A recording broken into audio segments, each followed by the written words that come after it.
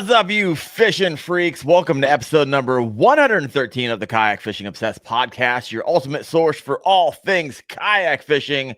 And Seth, gotta love our show sponsor. Big fan of Dark Horse Tackle. If you want to uncover the underground of fishing, those premium under the radar baits from small batch creators, head over to darkhorsetackle.com. Just got my box in the mail yesterday. Yeah. And I got this guy from Deeks Jigs. It's gonna be a bladed jig. I think you get a box like every week, Darren. I feel like it, but I don't. It's every month. I like it. It kind of looks, it looks similar to my Evo, to be honest with you. But what I like about it right here, I love a double hook keeper all day long. I don't know why big fan there. I know. Why doesn't everyone do that? And then of course the second thing I do after I get a new bait, I'm like, how sharp is this bad boy? Because sometimes they come out of the package like, this is bogus. I have to go sharpen it myself. And so what I do is I scratch it along my nail, and if it scratches, leaves a white mark, we're good to go. So you ever use the other side of your finger? No. if it draws, if it draws blood, you know it's sharp. Yeah, that's right. Yeah. No, I'm excited. I look forward to throwing this. Always a fan. I'm gonna start like goofing around with modifying the blades. I don't know. But this is, but I like it. You can tell it's built kind of tough. This is a 3/8 ounce. On the back, it says, "Every fat girl loves a dimple." I'm not kidding. I'm not making this up. I'm not quite sure what that means, but it's on the packaging. Hey, I don't know. It gets the people talking. I guess so. It made it to the show. It made it to the show. And don't forget, fat girl loves a dimple.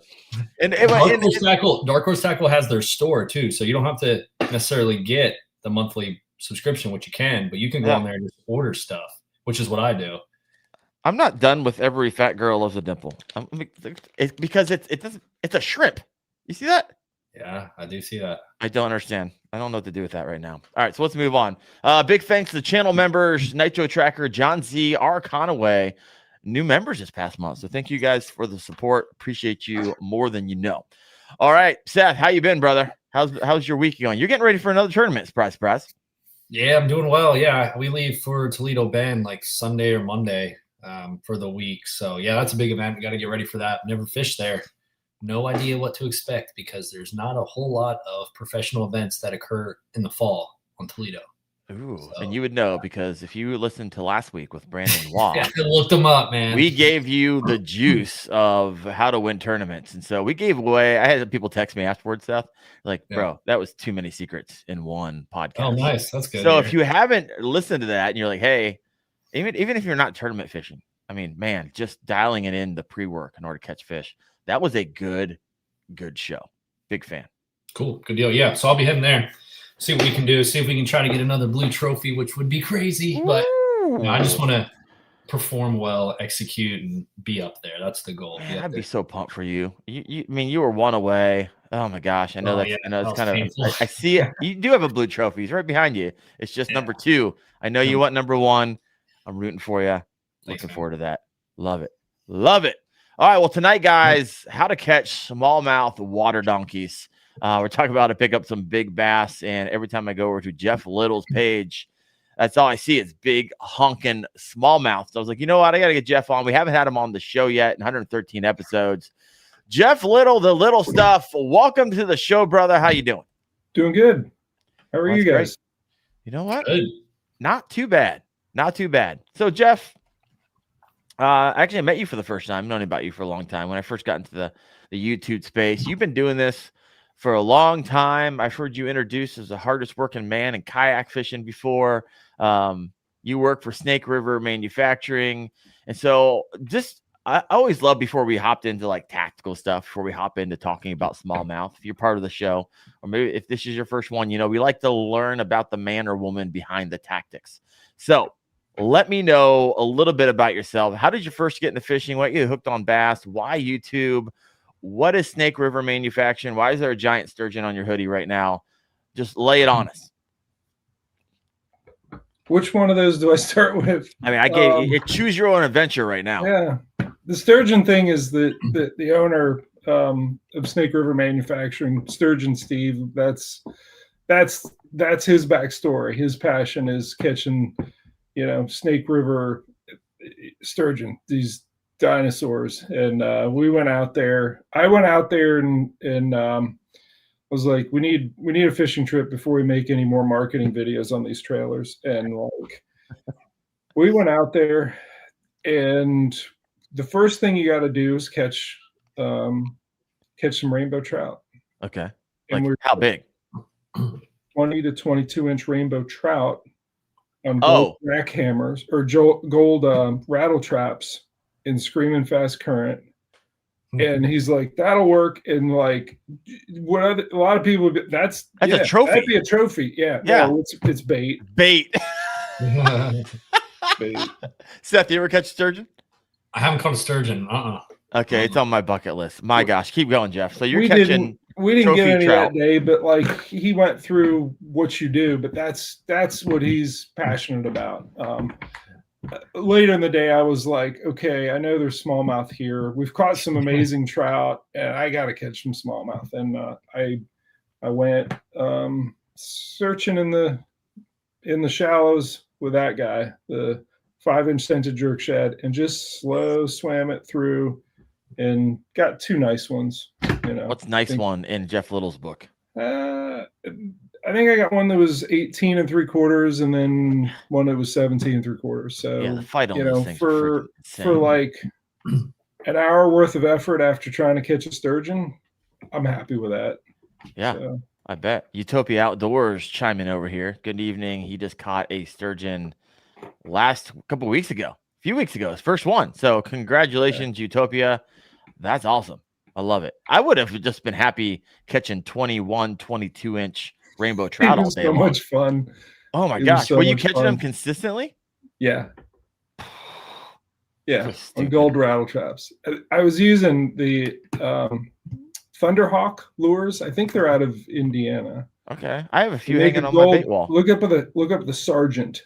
What's cool about it, for a lipless crankbait, it has the little the hook tie it swivels. So like they don't throw it. Like you don't lose fish on it. It's amazing. They jump and you can see the fish in the air and they're spinning, and then the hard bait is spinning in the opposite direction, and it's all good. So I'm a big proponent of having treble hooks that have some spin on them. This is one of the baits I've been using. It's an old live target crayfish crankbait, but this is a Ryugi quad, and it has a spin. It has a swivel right where my finger is tapping. And what that means is that, well, for one, it's only one treble. So I get a fish that grabs this. When I handle that fish, I am not worried. The hook is in him. There's not another one that's for me. We're not doing that. Oh, I almost took a ride on a pike 2 days ago. He got in my kayak and he was not happy. And he started thrashing it. Oh crap! This is the bad choice. Yeah, one hook is good. Pike are different though. Like this works really good with smallmouth. I think a pike would still find a way to put this hook in him and then that one in him. He was trying. That's for sure. He was like, crazy. Where's the closest leg? And he just started thrashing. The smallest fishing, that thing came out from under a tree. I haven't even looked at the editing film. I'm not sure if I got it on film, but man, I haven't caught a pike in a couple of years. That was a freaking blast. Yeah. When all you're doing is catching 13-inch smallmouth and a pike hit it. I had another one hit it and it threw that lure probably 15 feet into the air. It's like, holy cow, these things are vicious. Yeah, they're wild. They're like, we have snakehead near us. Oh, and snakehead get crazy like a pike. Oh yeah. Yeah. So where's the Snake River juice at where you can get gorgeous smallmouth dinosaurs and 21-inch rainbows? I don't know. I was blindfolded. Oh yeah. You had to sign an NDA. Snake River is where it was at. I love it. So what do you do with them? Oh, with the sturgeon? No, what do you do at Snake River? Where I'm switching gears. Sales and market. I'm chief storyteller. Like I make Instagram reels, I make marketing videos, and then I visit dealers, although we don't really have a dealer network yet. It's very much a startup. Like he's been doing this for 2 years and has sold a bunch of them into the Pacific Northwest, but like we're not quite at the level where we're ready to expand to dealers. I've been to dealers, and there's a lot of dealers who are like, yes, when you start, we're in. But we got to figure out how to ship these, you know?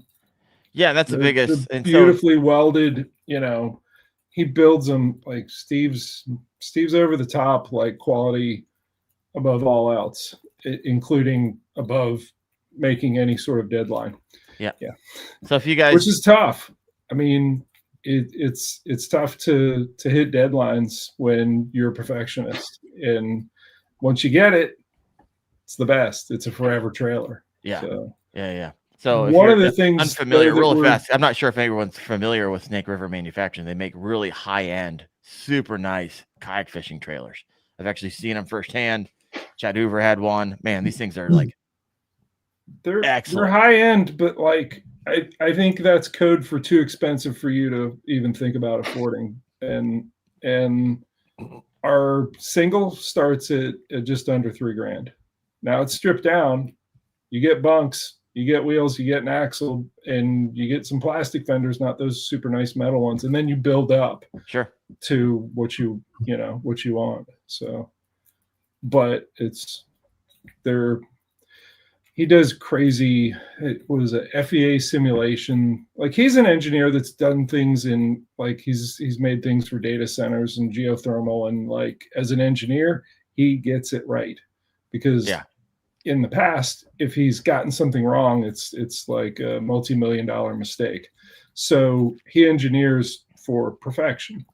Yeah. So, and that's what makes these, you know, they're trailers that like will not leave you stranded somewhere. Yeah. I'm a big fan. If it wasn't for this is funny. If it wasn't for the Snake River Manufacturing trailer, and you guys have like roller bunks, which makes your kayak really easy to come off. I didn't know that. So Chad Hoover backs both of our trailers in the boat ramp, and mine just takes off of this roller, and I didn't have it tied on. I was like, whoa, this thing's taking off. Well, as it's floating back, that's when I actually caught that film of Chad slipping on his butt at the boat ramp.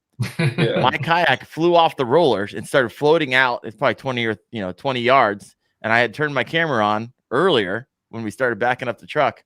And so if it wasn't for those rollers, I wouldn't have got It's wild like that it was pointed in the right direction to capture that. It was crazy because it was moving off to the left. In another 20 seconds, the whole thing would have been out of frame. It was wild. Yeah. I love it. So much about content creation is just getting lucky and capturing weird stuff that happens. It is. And actually, it is. And recognize when you're like, I need to start filming. Yeah. Like, this isn't what I thought I'd be filming today, but I need to film this.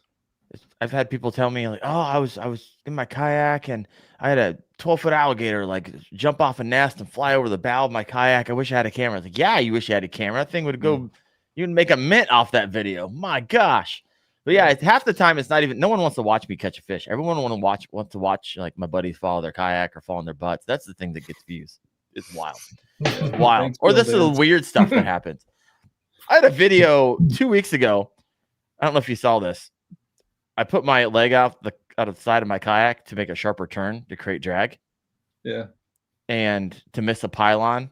And it went to like 1.4 million. I was like, what in the world? What are we, who wants to watch this? I have no clue what the algorithm wants, what people want. So I just throw it out there. Sometimes it goes, YouTube sends it. Sometimes it doesn't. I got double cast bass has a, here's his thought. I don't think my lifetime Yukon deserves that kind of trailer. Oh, come on, man. So we're going to be making all the DIY components so that if you got an old jet ski trailer, you can put our bunks, our rock and rollers, and our metal fenders and whatever. That's one of the things that we want to go after is serving the DIY community. Yeah, and my people. And that may help more people with a lot of different budgets. So yeah, I love it. This is funny because we were talking about it in the green room. So I don't know if this is like a softball question to you or this is literally just happenstance. Steven Sturgeon's got a question for you. Hey, Jeff, are you working on anything that helps us guys that load in the back of our pickups? Maybe something like a lift assist, a bed extender or something. Yeah. So years ago when I was working for Torpedo and visiting dealers, a lot of dealers, and I would basically, I'd carry 5 different kayaks and sometimes 6 in the bed of, it was an 8-foot bed of an F-150. Okay. So that if I stopped at a new canoe dealer, I had a Pursuit. If I stopped at a Wildy dealer, I had an Attack. If I stopped at a Hobie dealer, I had a Pro Angler. If I stopped, Jackson Native, and just keep going down the list, right? Bonafide. I had one of everything. I needed a trailer then more than anyone has ever needed a trailer, and I didn't do it. I crammed them in the back. Now they weren't all jumbled. I had Trey from Innovative Sportsman weld up something that I used my phone before, but like say here's where you usually put the kayak in the bed, and here's the bed of the trailer, and this is the top rail. So bunks that are up here, such that you can shut the tailgate and keep all your stuff in there. Maybe have a tonneau cover over the top, and it rides topside, right? Okay. That's not above your truck, but not below the bed. So right there where the window on the rails. Yeah, on the rails. So there's I mean, it's one of those, hits on the product development board. Along with, we got some 2-piece bunks are already happening that makes it shippable, right? So if you get the bunk stagers, you can either weld on, or those will actually bolt on to like a jet ski trailer or a Harbor Freight trailer or Malone or whatever. And you can get that utility of it comes down to a dry launch. So Seth, you're in Florida, is that right? I am. Yeah. There's a lot of places that it's a shallow launch down there that you cannot float it off, right? Right. Yeah. If you're in the ability to roll it off, and even the idea of not having your feet get wet. If you don't want to have I like getting in the water. That's just me. But people are like, oh, I'm launching, I'm staying dry. Okay, cool. You can back it right up to the water and it rolls right off and your feet are still dry. So you actually just did a video of that, didn't you, Jeff? Yeah. That's how you do that. So, there's a lot of utility in those rollers, but other features that are on there. But yeah, love it. If you have a question for Jeff anytime throughout this show, please go ahead and throw that in the comment section. We'll go ahead and get that asked and answered. And we have 47 live right now, so this is exciting. If you haven't done so yet, if you're always tell people, if you're over on Facebook or Instagram, come over here to YouTube, because YouTube is where you're going to see all the discussion. So come on over here. Let's switch gears a little bit. Now let's talk about the smallmouth obsession that I've recently started having, because I live here in Northeast Ohio, and I know there are some smallmouth around me, but I haven't really targeted them as of late until the last 3 weeks, where my buddy Jake Cook and I have been going out on the rivers here. Now, we haven't been catching donkeys, but here in Ohio, he's like, I've been picking up like 18s, pushing 19s, which are really nice smallmouth. And so we went out a few weeks ago. I think I got 30 smallmouth. Went out on a different section of the river, got like 5 or 6 with a pike and a 5-mile float. So I'm still like figuring out the river. It's fascinating to me because the ebbs and flows and the changes, and there's so much to take into consideration with this as the season goes on. But so let's start unpacking all of that. But really fast, where'd your obsession with chasing smallmouth start, Jeff? I was way more into catfishing as a teenager than bass fishing. I would largemouth fish in neighborhood ponds and farm ponds and sneak out at night and be out all night dragging a black 3/8 buzzbait across ponds and riding my bike around and whatever. Like that was most of my bass fishing. But I could ride my bike down to the Potomac River. I grew up in Rockville, Maryland, and I drive to it was the upper Potomac, not the tidal part. That was about a 7-mile, a little over 7-mile bike ride to Swains Lock, and I could rent a canoe and put it in the watered portion of the C&O Canal and paddle up that basically flat water canal, and then drag it up and over the bank and then float the river back down. So This is an ordeal as a kid. Yeah, I mean, pre-driver's license, that was a way that I could set up like float trips and shuttle, and it was with a soloing. Usually, sometimes I get the 14-footer, but a lot of times it was a 17-foot aluminum Grumman, and that's just what I learned how to do it in. And yeah, I'd smallmouth fish, but I'd also set up on above a log jam and soak chicken liver and catch the catfish. So I don't know. I did that all the way through college. Once I was out of college, I was, actually was still in school at the University of Maryland. And I went for a weekend with some buddies, and like we camped on islands and did a longer float trip. And there was Mark Granger.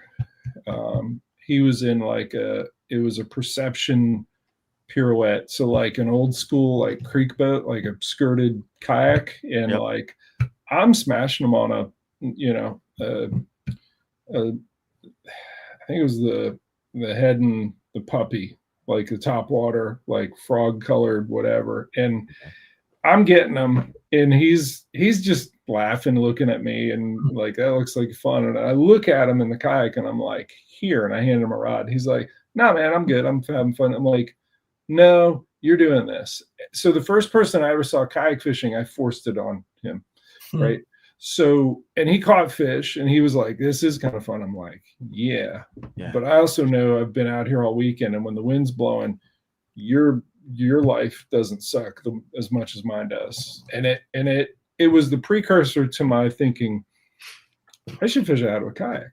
And once I made that leap, and I bought a Old Town Loon 138 and took it out, I raced through lots of education because, well, that Loon 138, I wrapped it up in a strainer and like flipped it and ended up underneath it, tangled for a little bit, and was like, this isn't totally easy. Like, I was taking on whitewater that I shouldn't have with a 14-foot sit-in kayak.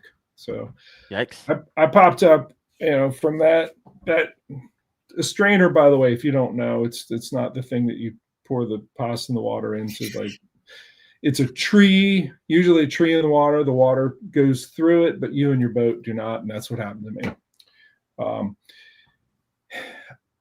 I ended up taking a whitewater kayaking class, then some swiftwater rescue classes, and I just kept progressing through getting better and learning whitewater kayaking, not for the sake of whitewater kayaking, but for the sake of being better at handling the boat, putting the kayak where I wanted it to catch the fish. And I eventually earned ACA, American Canoe Association certification as an instructor, with the express purpose of taking people out to teach them, and honestly, it didn't start like, hey, I'm going to do this. It was, I want to be a guide. I want to take people out and show them what I've figured out. And it was just going to be about the fishing. But the more I thought about it, I'm like, it needs to be about the learning that I've done. And, I started a business, Blue Ridge Kayak Fishing LLC, in 2001. I did not know this part. All right. I'm learning something now. It's still active, and recently I've come back into teaching classes again, because I've recertified my ACA certification. This time I did it at a much higher level. I got the L3 river kayak certification, which you got to roll in order to do that, which is totally unnecessary in kayak fishing. But to get that level, to be able to teach on up to class 2, I did that about a year ago, and I've been offering my classes again.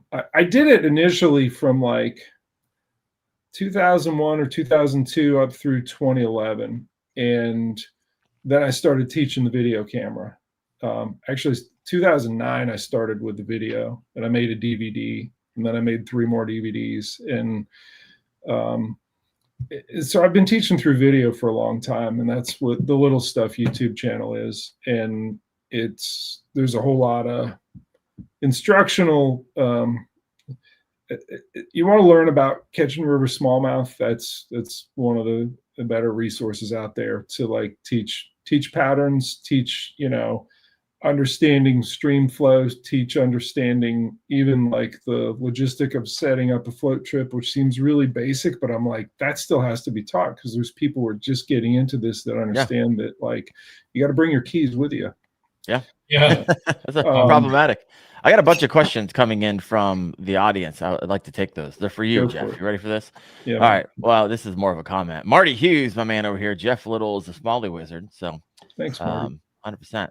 All right. So Jake's fishing guy. This is the guy I was fishing with. He get me out in the river. We're chasing water level versus bait. So Jeff explained it perfectly. We are finding the accessible deep water, 1 to 2 tail kicks, and the smalls want deeper water. So that's what we noticed when we were out 2 days ago. Maybe it was yesterday. It was like, my gosh, we don't have a bait problem. We have a fish problem. There just wasn't a lot there. And I could see it because the water is only 2 to 3 feet deep. So we're still figuring out the river there. This is a great question. Can I address that first before we move on? Yeah. So river level and understanding, how they orient to different structure at different river levels. We have really low conditions right now. Yep. Which seasonally happens, but usually by now we got some flow, but it is super low. And the comment of explain super low real fast, so for context. It means you're getting out and dragging a whole lot. Got it. All right. And that's where the inflatables come in really, really handy because they're super shallow draft, like 2 inches. You're good. But at this time of year, when it's very low, they're kind of trapped in, and they don't get trapped in really shallow water that's limited. So there's the concept of connected or isolated water. So in the spring, they get in these smaller little eddies, and they're good there. But as the river drops, they have to get out of that area because they'll be trapped in what amounts to a very limited hunting range, right? They can't leave that little area. So they congregate to the longer, deeper pools, and then the deepest water in there. It doesn't mean they're always in the deepest water you can find, but the big fish, whether it's for security or comfort or food sources available, the concept of quick access to deep water, and deep water is relative, but quick access, like 1 to 2 tail kicks, and they're in deep water. Now, the rivers that I'm fishing in Pennsylvania, for some of these pools, 4 feet is deep water. Yeah, I know that sounds absurd, but that's same here in Ohio. Like, oh wow, 4 feet. Like I can still see the bottom, but a big expansive area that has like 6, 7, 8 plus.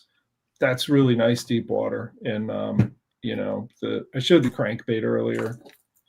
That's a bait that I like to dredge, even though it's low. It's probably my most aggressive low clear water presentation. You just wrecking ball this thing through there, just smashing into whatever you can. And, mention again, we got people coming in and going out of this podcast all the time. So what's the name of this bait, color, all that jazz?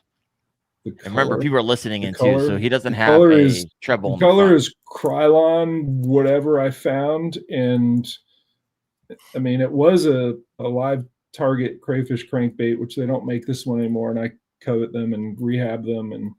But no, I like very dull, matte finish, like rattle can. Like I even take like a Bill Lewis MR6 or MR10 and like scuff it up with sandpaper and just spray paint it olive. Tan belly, olive top. Actually, this one's got more dark brown than that, but you're just literally spray painting your crankbait. Yeah, and I got a whole tackle craft section in my YouTube channel. There's a lot of playlists on there. I think the little stuff, by the way, if you guys are like, hey, what's Jeff Little's YouTube channel? The little stuff is where you can find him. The Smallmouth playlist has 325 videos. I also divide them into head over there. The better way to do it is to look at like the September or the October playlist and find out what patterns are about to happen. Like everyone waits for the new content, and it's like And I've run into people, a lot of people that are signing up and are taking my classes are like, yeah, you clued me in on something this year that really helped, which was to look at the playlist for the month that's coming ahead. Right. And it preps you for what's about to happen. So you carry the right gear, you're looking for the right structure, you're understanding the patterns that are about to happen before they happen. It's going to serve you well. So yeah, 100%. I got another good question, and you could probably go in a variety of different ways from this. Come from the wet dog smell. I love it. Minnesota, Upper Mississippi. I'm catching 18s and 19s. How do I get the 20-incher, right? Keep fishing, same baits, tactics, or try a big glide bait? What's all going through your mind right now? Help the wet dog smell out. I want to address the name wet dog smell first. Yeah, please. I do. So I was in Boy Scouts growing up, and we went to a high adventure base up in the North Woods of Maine. Okay. And like, we'd been out there, 4 days. And like, I jump in the water just to cool off, and I pop out. I'm like, there's a dog. Where's the dog? Someone brought a dog. I haven't heard a dog. I smell a wet dog. Right. And it occurred to me, hey, we've been out here 4 days. That's me. Yes. We smell the same way if we don't bathe. 4 days. Right. Maybe you're Let's the move on inspiration. from that. Maybe you're the inspiration for this guy. I'm not sure. Nonetheless, it's a unique smell for sure. There's 2 names: the wet dog smell, and there's another guy's on here sometime called 10K Sweaty Fishing. Also my favorite handle. So keep them coming, folks. So Upper Mississippi, you got to start with understanding your forage base first, and it's different in different parts of the country. And I just showed you a crayfish bait, and I got plenty of other craw looking things, because craw is so critical to, we'll get into some of those later, to the Susquehanna, and it's not the only thing, but it's a very prevalent thing. So flip some rocks, just stop and look down in the grass, look at what colors you see, bring a net, scoop them and look at it. And when you catch a 19, you'll see this if you watch enough of my videos. I'll hold the fish and like lean into it. I don't kiss them. I'm not a fish kisser, but I give them a sniff. You're missing out, homie. I'll sniff them, and you can smell. Are you primarily a fish sniffer? I am a fish sniffer. I will smell what they've been eating, and when they're heavy on the craw, it smells like a dumpster after a Maryland crab feast. Oh gosh, it's rank, and it's they're on craws. Sometimes it's like oily, fishy, and you're like, yeah, you're keying in on the bait fish profiles. This is a 7-inch scented jerk shad. This thing is how I did well, where wet dog smell is from, catching some 20-inch plus, first time having been there.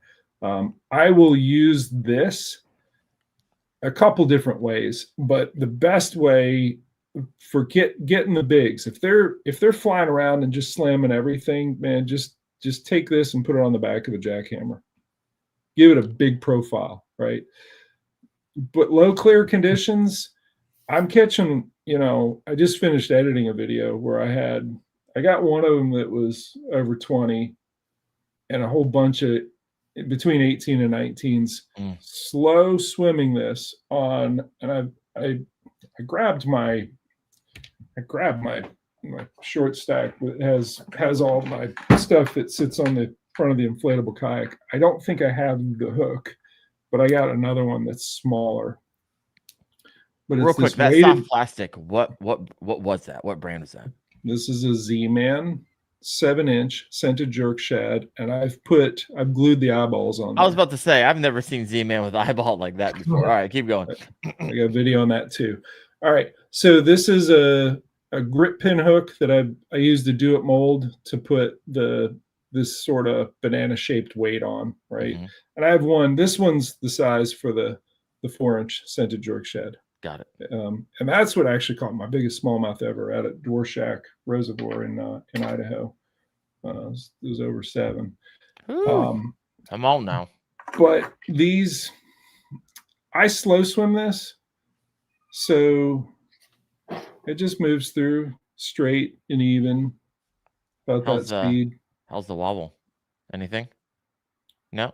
I try to not have it. It's hard to get this to not kind of drift side to side, but if I'm moving it faster, it's doing this, and that's not what I want.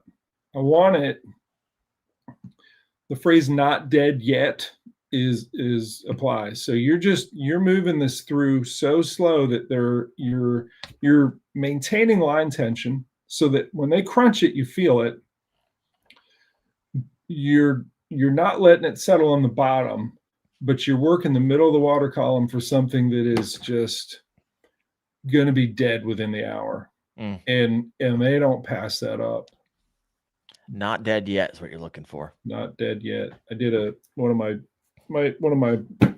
YouTube videos had that as a title. I like it. But it was about this bait and that belly weight. It's an 1/8 ounce. I talked about making my own, but if you use the Z-Man ZWGs in an 1/8 ounce with the smallest hook size possible, that's all you got to do is rig it on that and I've also done it where you fish it fast on the surface and I just ski it straight. I don't like all of the motion. Mm-hmm. If you just ski it straight, you get to see the fish that swirled on it, that showed himself to you, that didn't actually commit to when they're curious but not committed.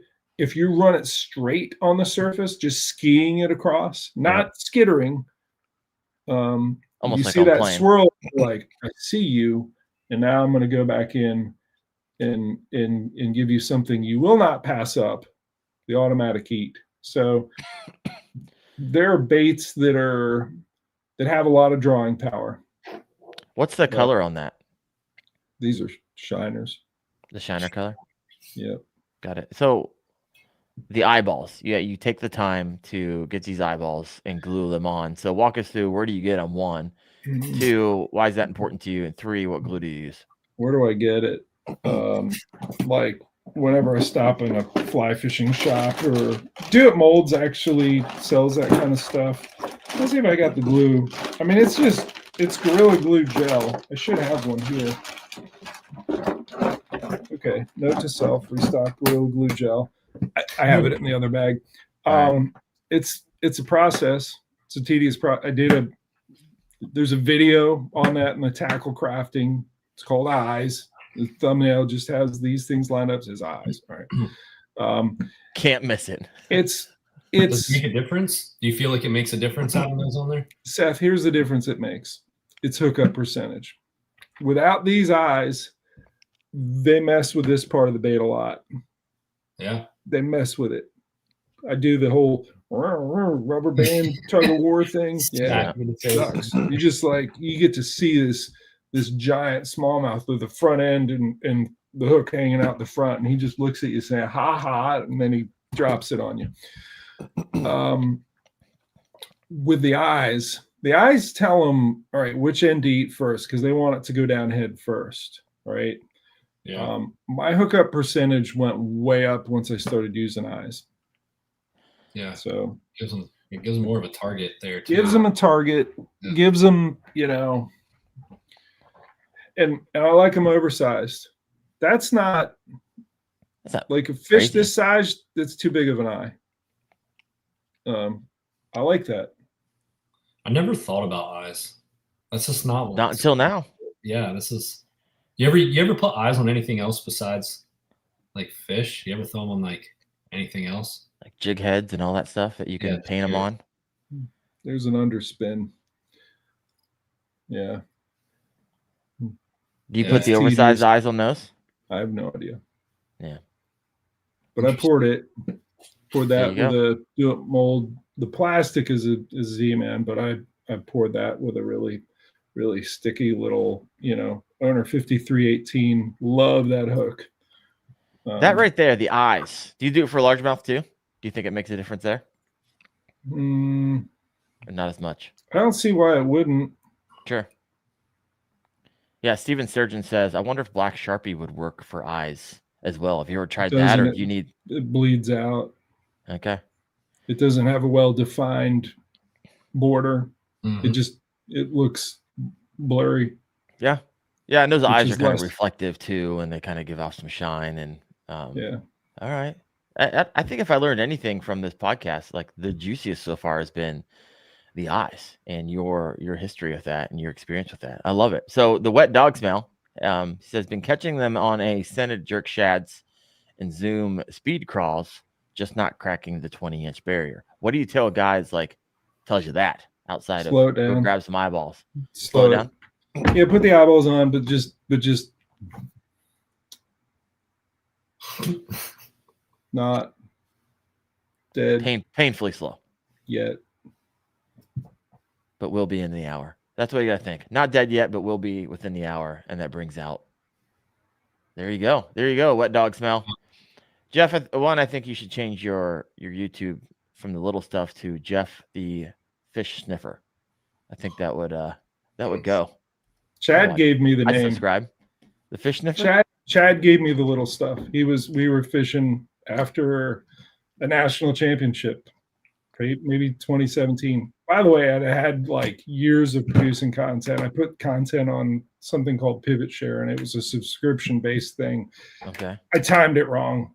Everyone else is it was 2009 to 2017, and I'm like, let me do a subscription-based thing, which are now those are working, but back then it didn't. And we're fishing. He suggested, he was like, you should really consolidate all your stuff and just start over with YouTube. And I did. And and he was like, Jeff Little, I know what your videos are. I know what you teach. You teach the details, all the little stuff. Yeah. Well, there you go. There you have it. Thanks, Chad. Yeah. So here's a question for you. Do you put more weight, not like physical weight, but weight? Do you weight location or presentation more when it comes to trophy fish? It's both. That's like saying, break it down. I need a steering wheel or a gas pedal. You need both, man. And that's the I asked you which one you pattern. weighted. I'm not saying it's not both. The assumption was they are both, but do you weight one more than the other? You're deconstructing this too far. We peel back the layers of the onion here. Now, obviously, I just went to Ohio River, and it's probably the biggest that I know of anybody catching around 18s in the 18 range. So, okay, do these Ohio creeks and rivers hold 20s, and we just need to dial it in, or do we need to actually go places and focus more on locations that are known for larger fish? Or do I need to focus on the areas that are close to me and focus more on presentation?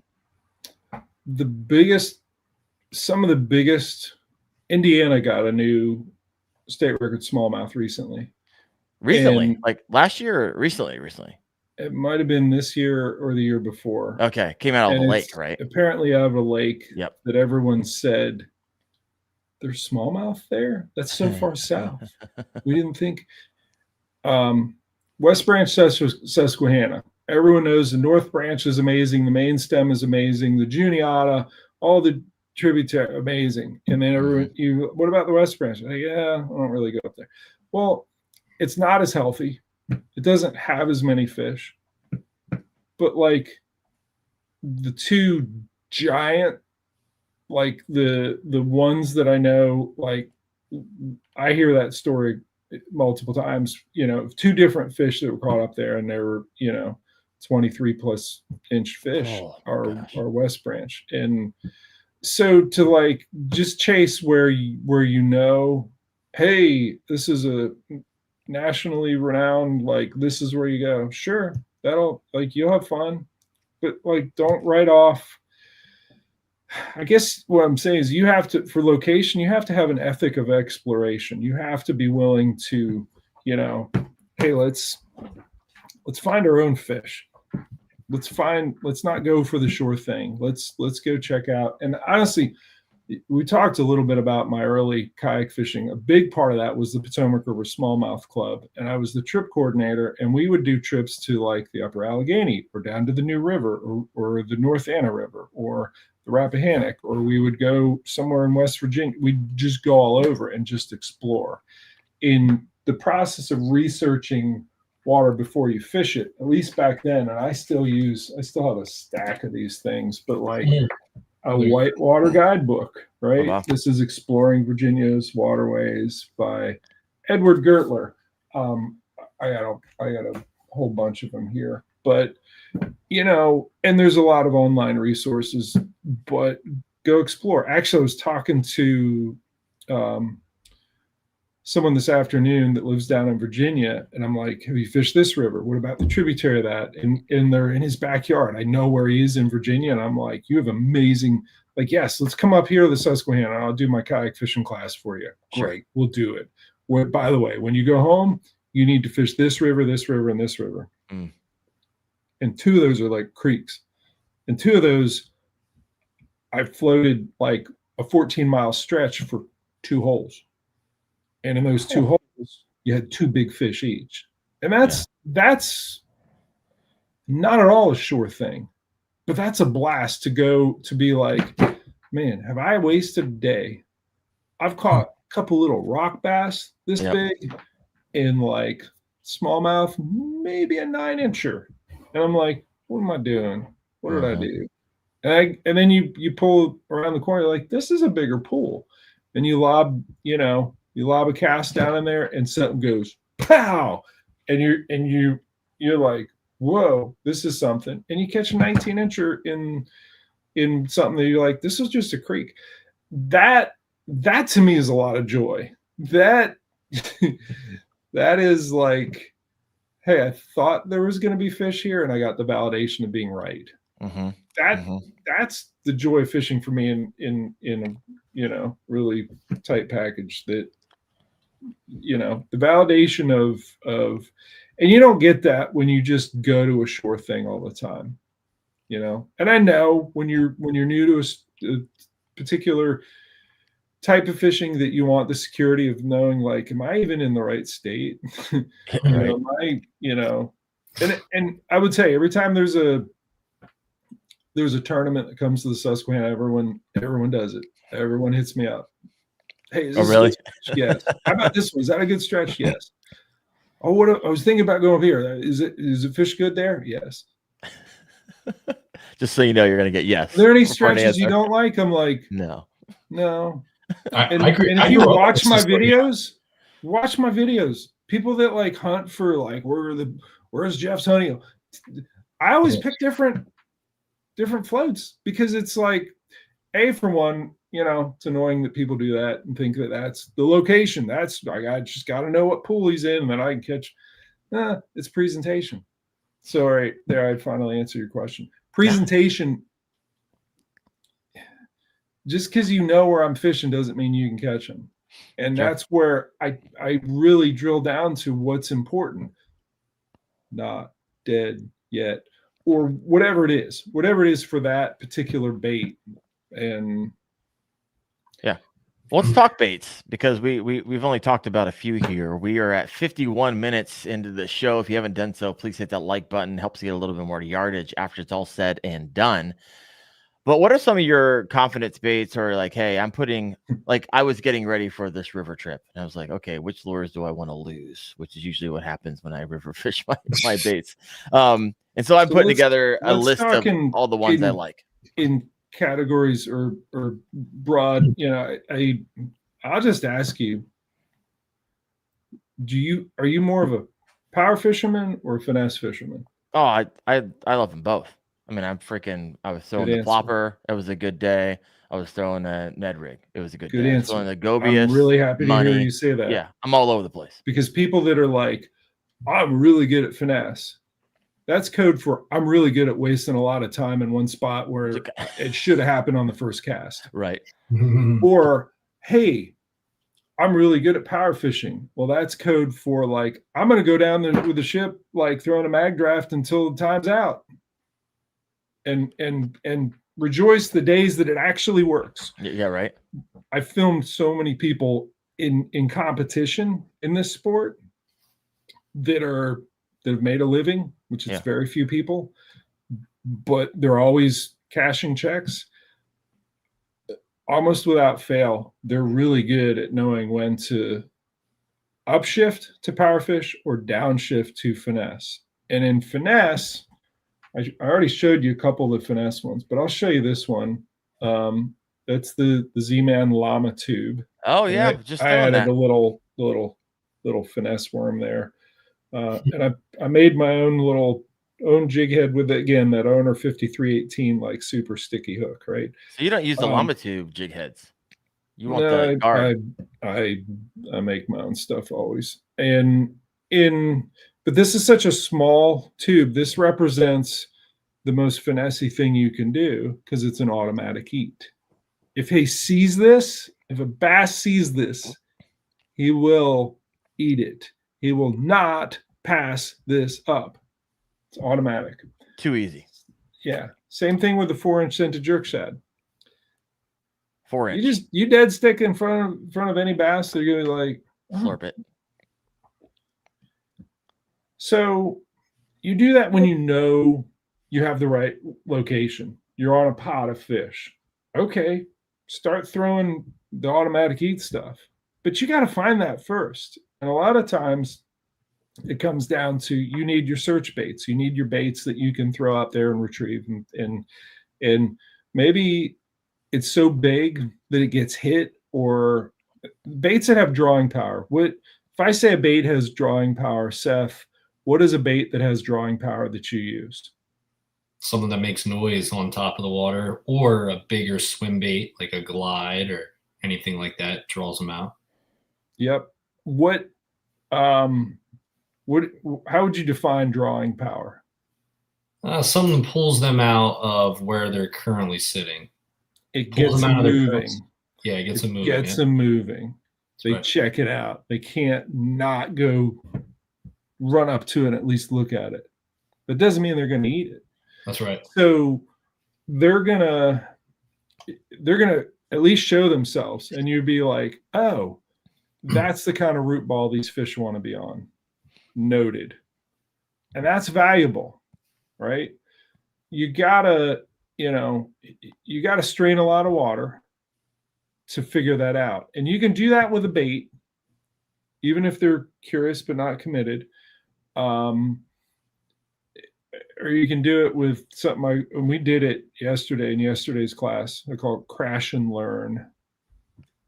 Crash and learn. We take a Torqeedo, we mash it at full speed, and you go running up through the pool, low clear, and then you're like, ooh, there's two. Ooh, there's two. Okay, they're near this kind of structure. They're on these grass edges. Okay, there's more grass there. Oh, there's a giant, and he has 3 of his buddies. Okay, let's sit on that. Okay, what's here? Let's make observations. Okay, it's the grass is up on in 6 inches right there, but it drops down to 2.5 feet here, and the grass edge is there, and there's a current seam there. Oh, by the way, there's a little boulder there too. Let's pull the phone out, Google Maps, drop a waypoint. We'll come back to that one. That's a cheater way to do it. But the other way to do it is to throw big baits and notice when they come out, and you figure out where they, what kind of places are they holding today. But it doesn't mean that they're gonna eat. And sometimes you have to downshift. I have downshifted in a day I throw the billy goat as a buzz bait. It's soft plastic buzz bait. I put a 3/0 grip pin EWG on there, and it's a great go anywhere. Soft plastic buzz bait is basically what it is, and I will creep it. Sometimes I downshift. So you have downshifts. If you have fish that are slashing at this and not eating it, let's take a downshift. What are we going to downshift? Are we going to go with a smaller size. Okay, we can do that. Here's a regular goat. Or no, let's start swimming the baby goat. So that's a downshift in size. But the downshift I like more than anything is, hey, I've been burning this. Let's slow it down a little bit, or let's give it a pause. See if that results in okay, I'm no longer curious. I'm committed. I'm eating that. A lot of times, taking this and just gurgling it along as slow as possible is the downshift that gets the big fish to eat that. So you got to take cues from it. You got to know when a fish slashes at it and boils on it. Everyone says, oh, they missed. They didn't miss. They didn't miss because they don't miss. They don't miss. If they want to put it in their mouth, they're going to put it in their mouth. They're testing. They're going a bit like, what is that thing? They're not like, oh, I'm eating it. It's good. That tells you something. And it tells you need to downshift. You can downshift size, speed, profile, like how big of a bait it is, how noisy, vibration, how much flash. You can do more flash or less flash. I downshifted flash on a recent trip from like the spinnerbait to a jackhammer to the baby jack, and then eventually downshifted to, to this little underspin. Very little flash, but there is a flash, right? So making appropriate downshifts to, maybe you're not all the way at automatic eat, and maybe you're not at like, and I don't have one with me, but big glide bait, massive drawing power. You figure out where in that continuum you're going to get them to eat. Does that make sense? What kind of line, like what's your setup for these baits? Are you have the same setup, or do you range in like line based on the size of the bait? Let's just say for like the Susquehanna River. So I grew up on the Susquehanna River. I grew up in Halifax, right on the water. Yeah. So I did a ton of smallmouth fishing growing up. But I was not like, we would just go wade and throw like tubes. That's what we did every summer when we were little. Just go wade out there, throw tubes, and just hammer 100 fish a day in the summertime. Beautiful. It was a lot of fun, but like your setup. So now if I go back to Susquehanna, it would be a lot different from what I'm doing. But like, what's your rod, reel, line setup? So this is a rod I'm working on building right now, and it's a spinning rod, and it's a Rain Shadow, which is a house brand blank from Batson Enterprises. It's a 7'2" medium fast, right? And that's what I'm throwing, like these little finesse jigs, or the stuff that I let it sit, the 5-inch scented jerk shad, something like that, where I need to, I'm going to put this down before I scrape my ceiling with it, because it's in process. You making that for yourself, or are you working with a company? I'm making it for myself. Got it. There is a rod building playlist on the YouTube channel. That's not surprising. Anyways, anything Jeff says, there's a video playlist on it.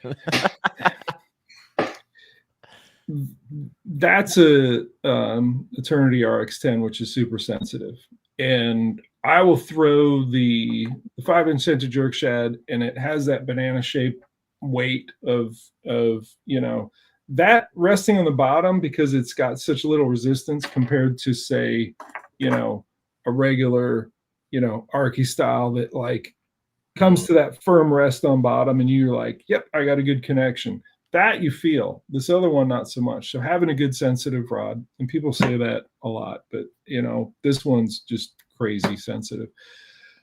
I've taken to liking the Sunline All Might in the 22 pound, which is more like 14 pound braid. It's sinking braid, which allows a lot of these middle of the water column presentations. Like I'll take the goat and just swim it through the middle of the water column. But that's the braid I use if I do braid to fluoro, and I'm using the gamma fluoro as the leader. different sizes. I don't have that with me, but I got like an eye bolt with like 4 spools on it and like just a washer and a nut to like keep it all. It's on the other box that I didn't bring in. So braid to fluoro, and most people do that. But if it's a setup, and usually a bait caster, like the Swag LT, I did a custom, or had somebody do a custom rod for me for that, which is the Judge.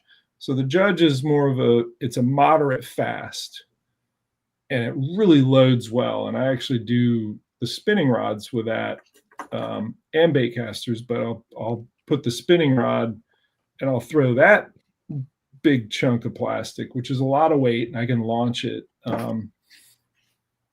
But if it's jackhammer or crankbait, a lot of times it just goes straight fluoro. What's the weight on your leader and when you go straight fluoro?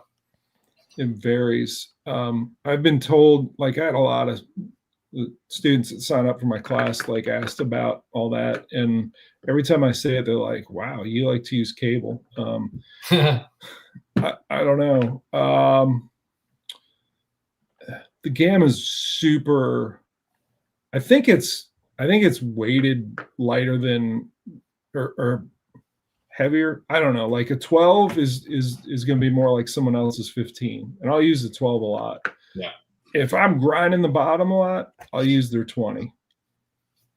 Okay. And I think their 20 is probably going to test at like 27 or something.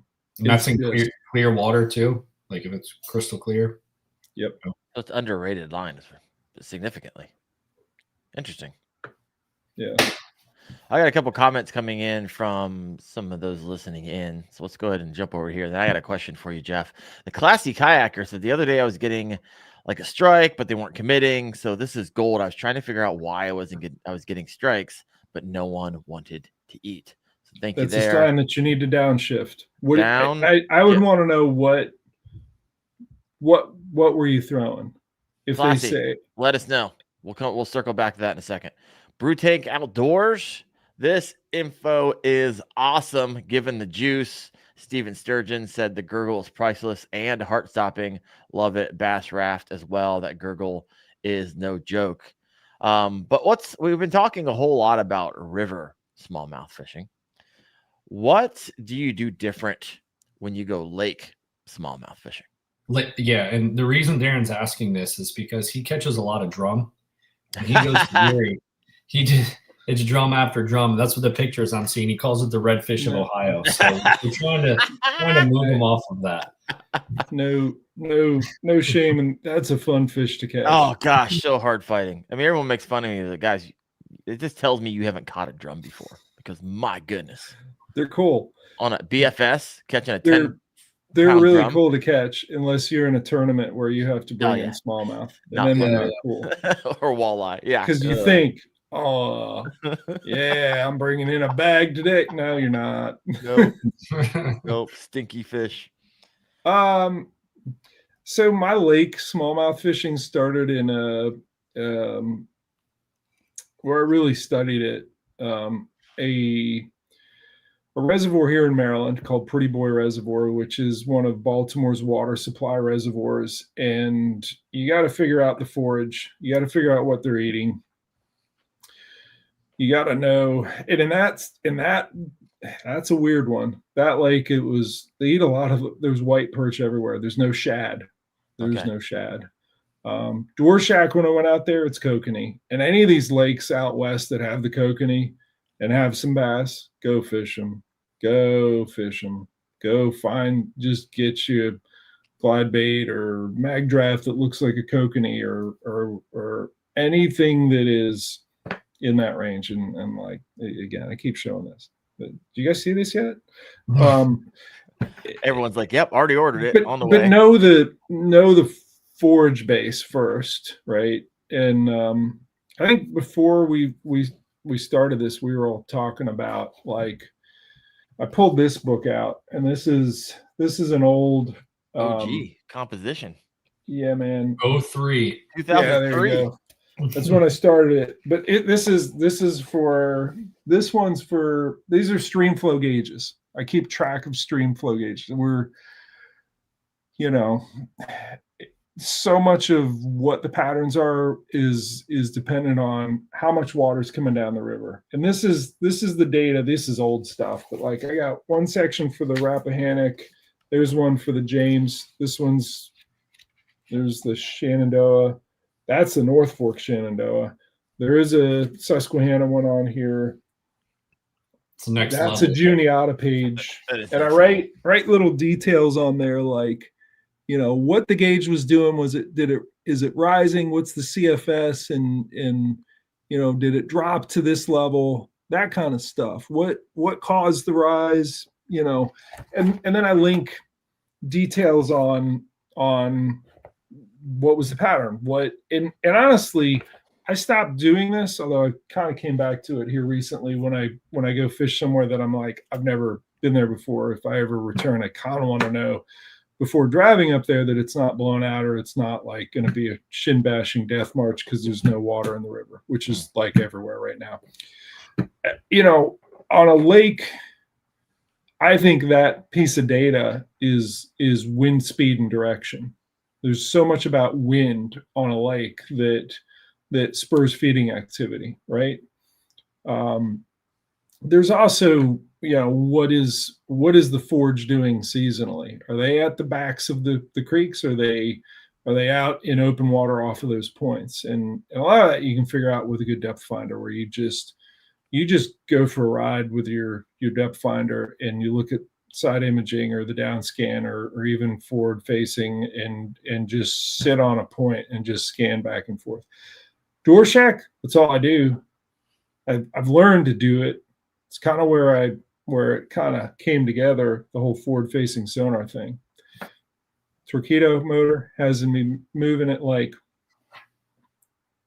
1.5 miles an hour.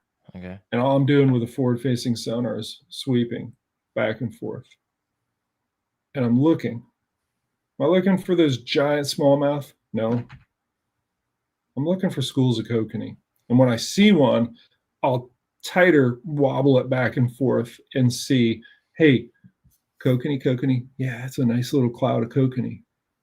What I like about it is that it's tight. It means it's nervous. It means there's a predator underneath. There's that smallmouth underneath. And he's looking at them and they're looking down at him. If it's a cloud of kokanee or other bait fish and the borders are really fuzzy, they're spread out, they're relaxed, they're not stressed. The really good ones, and it's the same thing looking for striped bass out on the Chesapeake Bay. The really good ones is when you see it's not a circular tight circle. It's like the insignia of it's like the Star Trek thing, which means there's one that's blasting them, and they're just going, oh crap, they're getting out of the way.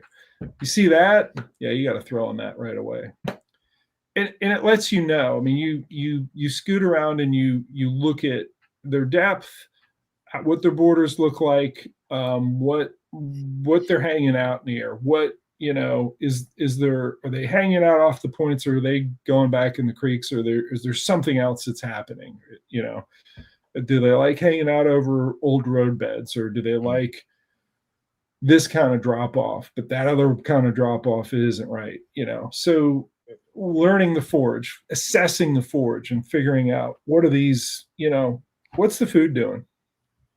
Figure out what the food's doing, and that applies to river fishing too, for sure, but like even more so with the lake. And it is a lot of depth finder work to be successful quickly. Yeah. No, I love it. So we're at an hour and 11 minutes. We're coming toward the end of the show. So if you have a question for Jeff, you want to get that answered, go ahead and throw that in there. I got a question for you. This is a Kayak Fishing Obsessed podcast, and we haven't talked about the kayak that you run yet. And so I would imagine that you own a few of them, but what is your primary? Well, you might have a lake and you might have a river kayak. So walk us through what you got, why you got it, if you plan on upgrading, did you recently upgrade? What's going on in Jeff Little's world?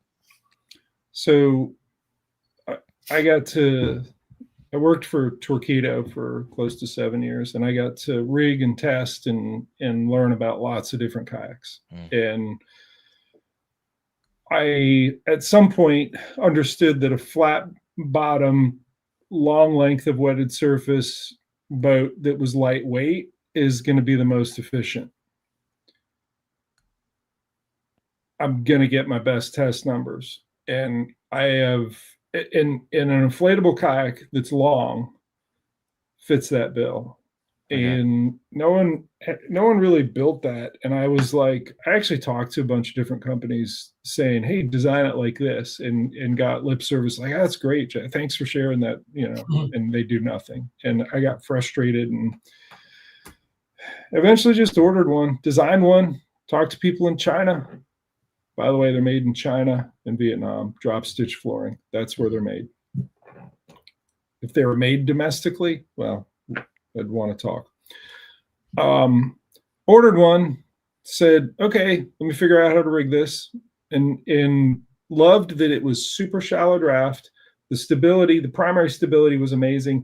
The third thing is stealth. And I didn't understand how important that was until fishing out of one for years. But basically, every little creak or groan of the seat transfers a vibration into the rotomolded hull that amplifies it and spooks fish. Every time it's more than just like, dropping the pliers and it hitting the hull. Like that one's obvious, but there's a lot of really subtle things. And when you're floating on a bubble of air, you insulate all that stuff that's happening topside from it. It doesn't reach the fish. So stealth is huge with an inflatable. Also in a river-like setting, when I finally switched to I only want to be in an inflatable, I felt like I had been driving my truck my whole driving career on the rims, and all of a sudden someone put tires on there, and I'm like, this is so much nicer.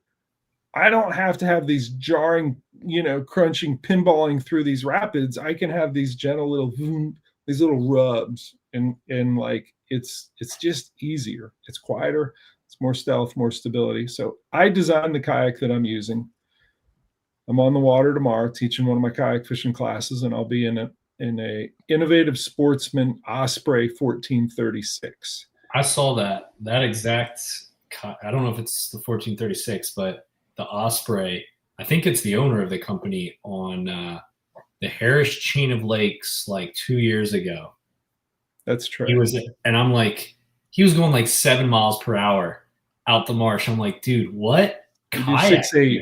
6.8 is what I get on that boat. Yeah, I mean, he was absolutely cruising, and that thing looks tough too. Like it looks hardy. So it's double layered, and there's more and more inflatable kayaks on the market. And what Trey and I have developed together is not the lightweight inflatable, it's the heavy duty one. And we've learned certain areas that are heavy wear areas, and the biggest threat to them is fish fin puncture. Everyone think, oh, you're going to hit a rock with that, you're going to go down and think it's a pull toy. It's not. I've never hit a rock and split one open. And hooks don't go in them.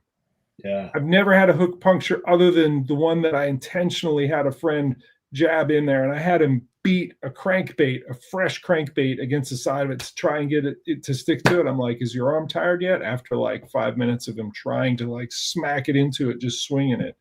Yeah. I said, all right, fine. Now we're going to do this video on how to quickly patch it. And it's a lot like having, like if you mountain bike and you do single track out in the middle of nowhere, you're probably gonna bring a patch kit, right? Sure. So you bring a patch kit and a pump, but I mean the prototype Osprey that I fished out of for close to 3 years, I still haven't punctured it. It was the way he had his rigged up was really cool, and it was fast and it looked stable, and it looked like it was made to do work. I don't know, Darren, if you have a handy, you can just throw a picture up because it's pretty neat. I didn't even know. Is it available to purchase, Jeff, or is it kind of like he's limited run stuff? He actually has a shipment of 25 of them coming in tomorrow, and he's been out of stock for a long time because the threats of tariffs have meant that like there was a run on any drop stitch flooring, and like our April order is getting here now. Okay. Yeah. They're There's cool. 25 of them. Huh? Are they a lot of them already sold? Yeah. People who wanted them? Got it. Yep. Where would you get one if you wanted just to even look at it? Is there like a It's website? just the Innovative Sportsman website. I think it's There just innovativesportsman.com. Yep. They were cool. When I saw that, I was like, dude, that's actually like I could see myself. And when you say inflatable, I think people think of like just like I don't know, weak material or Text. like just not good. But that thing that he was using it looked mean the way he had it rigged and everything. I think it was black and it was pretty neat and it was fast. He was moving. Yeah, they scoot. I designed one other called the Peregrine that I got up to. It was 7.6 mile an hour. Now the application for that isn't, hey, I just want to go fast because it's fun. It's hey, I want the most efficient hull because I want to shoot up through Class 2 rapids. Got it. And I do. I can climb a tongue with that, and that one's almost 15 feet long. It's a giant. It has this goofy ass long tail that like helps it climb. Yeah. It really makes it, climb that tongue and get up into the next pool, so you don't have to. And honestly, that's kind of the model of how you do a trip anymore. Is not okay. We're gonna put a vehicle at the end and then one at the top, and we're gonna do a float trip down at the end. We got to go back, get your vehicle, and you watch no float trips. We still do them. But like if we can get away without doing them and you just put in somewhere and you motor up and then you come back down, or put in, go down and motor up, whatever. That's it's honestly most of the classes I'm running as well. So and I think out of obviously I'm offering the classes, the kayak fishing classes. If you guys want an outline of that, you can just email me. Just find me on social media and say, hey, I want one of your outlines that shows what it is I'm teaching. But I think I'm up to 10 people have signed up. All right. Reach out. 7 of them already have their own inflatable. I like it. So a couple questions coming in as we kind of land the plane to this bad boy. Still holding 50 strong on live. So thank you guys for listening in. If you haven't done so, please hit that like button. Question I have for you from Keep Casting says, Jeff, are you going to take that kayak safety course Wendell is developing, Hoover is developing? I know the answer to this. We got one better for you, folks. Jeff, I'll let you answer that. I've been involved in, I've reviewed the curriculum and helped them,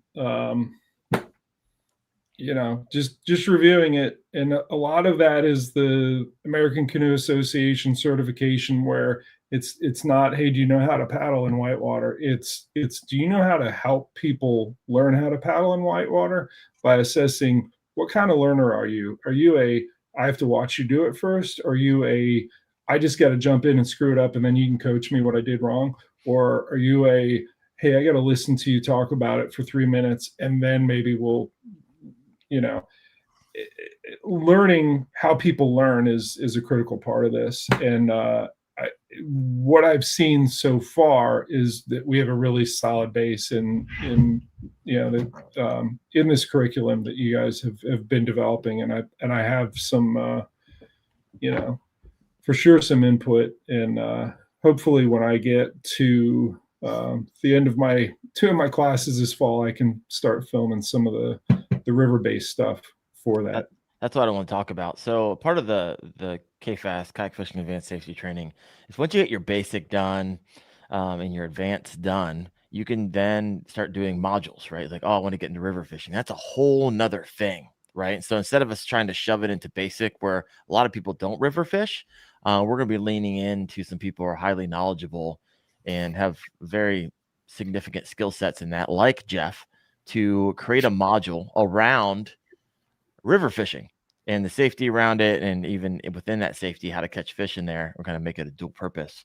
And so pretty excited about that as that learning management system continues to grow and those offerings continue to grow. They're not just going to be taught by Chad Hoover and Darren Wendell. We're going to start bringing in experts in the field in those niches. So pretty excited about that. Jeff, appreciative of you being a part of that process.